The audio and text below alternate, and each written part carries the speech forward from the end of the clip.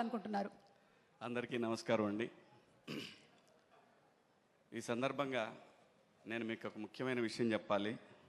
నా లైఫ్లో బూచమ్మ బూచోడు అనేది ఒక 13 years బ్యాక్ నేను చేసిన సినిమా. అదే ఆ సినిమా తర్వాత అది డీసెంట్గా నడిచిన సినిమా. ఆ సినిమా తర్వాత గ్యాప్ తీసుకున్న లేదు, తీసుకోవాలని లేదు, తీసుకొని వెళ్ళింది లేదు. ఎందుకో అలా బయటకు వెళ్ళిపోయాను. ఆంధ్రప్రదేశ్ సమాజం ఏదో తెలియని అంటే నా మనసుకు దగ్గరగా ఉండే కొన్ని విషయాల మీద నాకు అమితమైన ప్రేమ ఉండి నేను పక్కకి వెళ్ళిపోయాను. 13 సంవత్సరాల తర్వాత నేను మళ్ళీ వెండితెర మీద ఫస్ట్ సినిమా నాకు అవకాశం ఇచ్చింది నాని గారు. ఇది ఆయనకి తెలియదు, కానీ నాకు మాత్రమే తెలుసు.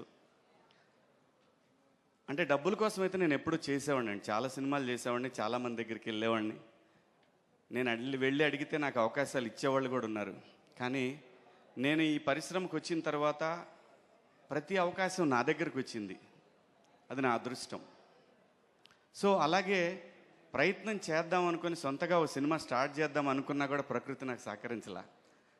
కానీ మళ్ళీ సినిమానే పిలిచి ఇదిగోరా ఇది నువ్వు చెయ్యాలి అని చెప్పి ఒక 40-50 స్క్రిప్ట్లు, మోర్ దాన్ 40-50 అండి, ఒక 60 స్క్రిప్ట్లు ఆఫ్టర్ ఈ వెబ్ సిరీస్ ఈ బిగ్ బాస్ నుంచి వచ్చిన తర్వాత నేను విన్నాను. అందులో నాకు మొట్టమొదటిగా బాగా నచ్చింది Mangapathi character. That A artist అయినా కూడా ఒక గ్యాప్ వచ్చిన తర్వాత ఒక మంచి బ్యానర్లో ఒక మంచి సినిమాలో రావాలని కోరుకుంటాడు.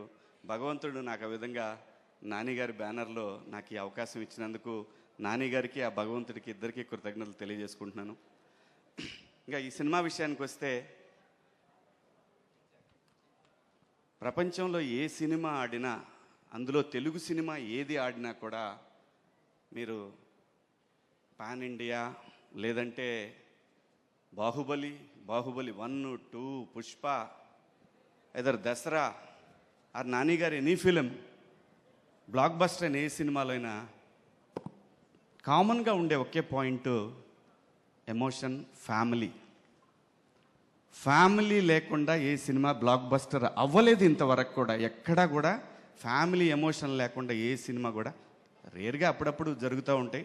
కానీ మీరు ఏ బ్లాక్ బస్టర్ సినిమా తీసుకున్నా ఒక ఫ్యామిలీ, ఆ ఫ్యామిలీ వెనకాల జరిగే కథ, ఆ డ్రామా మాత్రమే సినిమాని నడిపిస్తుందని బలంగా నేను చూసినంత వరకు నా అనుభవంలో నేను తెలుసుకున్నది అది. అలాగే ఈ సినిమాలో ఇండియాలో హిందూ సంప్రదాయంలో ఆడపిల్ల ఉన్న ప్రతి కుటుంబంలో కూడా మంగపతి ఉంటాడు. ఇది రియాలిటీ. సో మనందరం ఒక కాన్స్టిట్యూషన్ కట్టుబడి బతుకుతున్నాం కాబట్టి, సో దానికి లోబడి ఉండాలి కాబట్టి ఈ కేసులు గట్రా ఉంటాయి కాబట్టి దాన్ని కూడా క్రాస్ చేసి దానికంటే కూడా మా ఫ్యామిలీలో ఉన్న ఆడపిల్ల అని అనుకొని పరిధులు దాటినటువంటి ఒక క్యారెక్టరు మంగపతి. ఈ క్యారెక్టర్ ఇప్పుడు మీకు నార్మల్గా కనిపించవచ్చు, లేదంటే నాని గారు ఎలా ఇచ్చారో నాకు తెలీదు, కానీ అది నాకు చాలా పెద్ద పేరు తీసుకురాబోతుందని బలంగా నమ్ముతున్నాను. ఈ క్యారెక్టర్లో నేనే కాదండి, ఈ సినిమాలో ఏ క్యారెక్టర్ లేకపోయినా కూడా సినిమా ఆడదు. అంత అద్భుతంగా డిజైన్ చేశాడు డైరెక్టర్.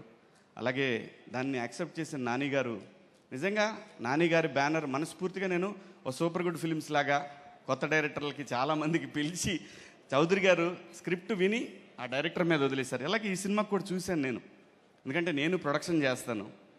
చూసినప్పుడు నాకు అనిపించింది, ఒక డైరెక్టర్ మీద నమ్మకంతో ఒక టీంకి అప్పచెప్పేసి అసలు ఆయన ఎక్కడా చూడలేదు నేను నాని గారిని.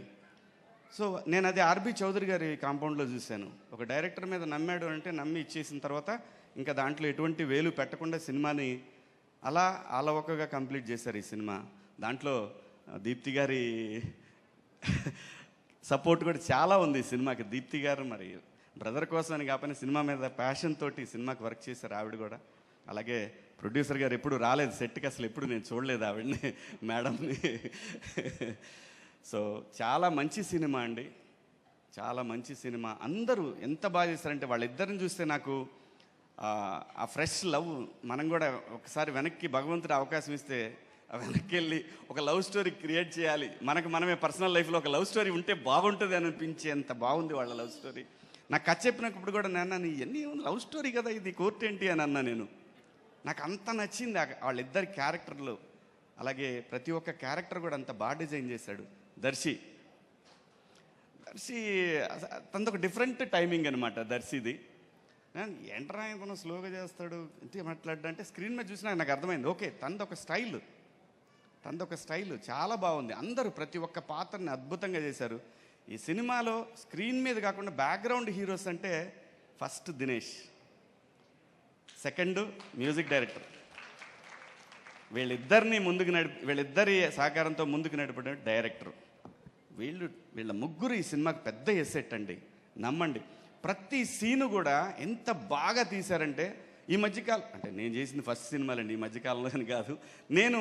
నాకు కొత్తగా అనిపించింది. నేను అప్పుడే ఫస్ట్ టైం సినిమా చేస్తున్నాను అంత బాగా అనిపించింది. నేను క్యారవాన్ దిగానంటే మళ్ళీ నేను ఎప్పుడు వెళ్ళలేదు, అక్కడే ఉండి చూశాను. నేను వీళ్ళు ఎలా తీస్తున్నారు, మళ్ళీ మనం చేసినప్పటికి ఇప్పటికైనా డిఫరెన్స్ ఉందా అంటే డెఫినెట్గా. నేను మిస్సమ్మ సినిమా తీసేటప్పుడు అలా తీసాడు డైరెక్టర్, మొత్తం చుట్టూ తీసేవాడు. ఏంటంటే ఇది ఒకసారి అయిపోయింది కదా ఎదురుగా పెడితే కెమెరా, అంత బాగా తీశాడు. నిజంగా నాకు మిస్సమ్మ మేకింగ్ అప్పుడు ఎలాగైతే నేను ఎంజాయ్ చేస్తూ చేశానో అలాగే ఈ సినిమా మేకింగ్ చూసి చాలా హ్యాపీగా అనిపించింది. దినేష్ గారు ప్రతి ఒక్కళ్ళని కూడా, కెమెరామెన్ దినేష్ గారు ప్రతి ఒక్కళ్ళని కూడా చాలా చాలా అందంగా చూపించారు. అది విలన్ కూడా అందంగానే చూపించాడు అనిపించింది నాకు. నేను అందంగానే ఉంటాను అనిపిస్తలేండి. అంత బాగా తీశారు, అందరూ కూడా చాలా బాగా చేశారు. నాని గారు thank you so much, love you. ఎందుకంటే నాకు సినిమా ప్రొడక్షన్ చేయాలి చాలా కోరిక, అందరి వల్ల కాదు, అది కొందరికే వర్కౌట్ అవుద్ది. అది మీకు వర్కౌట్ అయింది. ఎంతోమంది డైరెక్టర్లు తెలుగు సినిమా ఇండస్ట్రీలో ఇంకా మీ ద్వారా రావాలని, మంచి సినిమాలు రావాలని వాల్పోస్ట్ నుంచి మనస్ఫూర్తిగా కోరుకుంటూ ఈ అవకాశం నాకు ఇచ్చినందుకు మీ అందరికి కూడా పేరు పేరున ధన్యవాదాలు. థ్యాంక్ యూ సో మచ్ అండి. Thank you so much Shivaji గారు. అండ్ మార్చి 14వ తారీఖున మేము థియేటర్స్లో మిమ్మల్ని చూస్తాము, మంగపతి గారిని. లేదు, నాని గారు 12 చూపిస్తా అని చెప్పారు, చూడండి. అవునా? మీరు అన్ని లేట్గా 12వ తారీఖునే. Okay, thank you so much. 9 గంటలకి ఫ్లైట్. నేను వెళ్తున్నాను, ఏమనుకోవద్దు. Thank you so much. Jagadish, all the best. వెళ్ళే ముందు మైక్ ఇచ్చేసి వెళ్ళిపోతే బాగుండేది. ఓకే, సో అలాగే ఈ సినిమాలో యాక్ట్